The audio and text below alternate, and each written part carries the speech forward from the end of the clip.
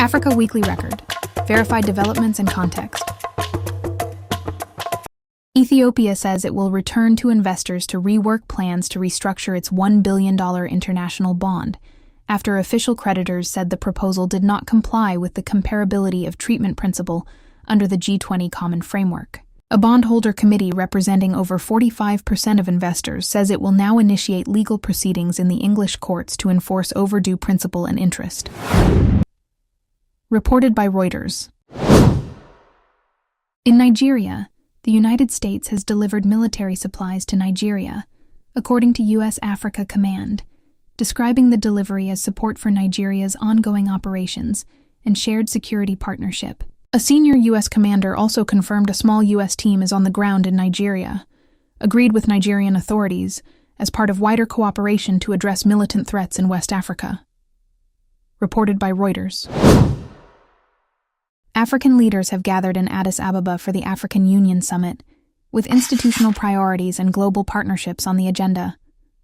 Ahead of the summit, the African Union's Governance and Peace Security Platform met to align its 2026 work plan. The Executive Council also called for fair global partnerships and meaningful representation in international forums. Reported from African Union institutional releases.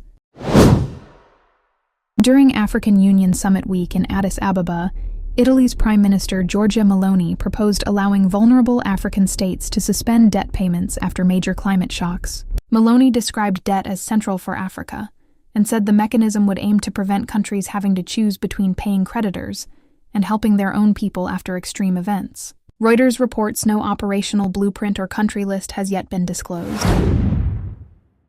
The U.S. Treasury says it expects to borrow $574 billion in the first quarter, slightly below its previous estimate, based on projected cash flows and targeted cash balances.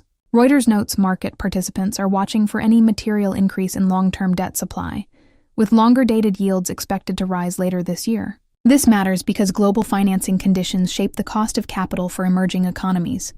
Reported by Reuters. That is Africa Weekly Record. Verified developments and context. Return next Sunday at 5 p.m. UK. New briefing, clear sources, calm analysis.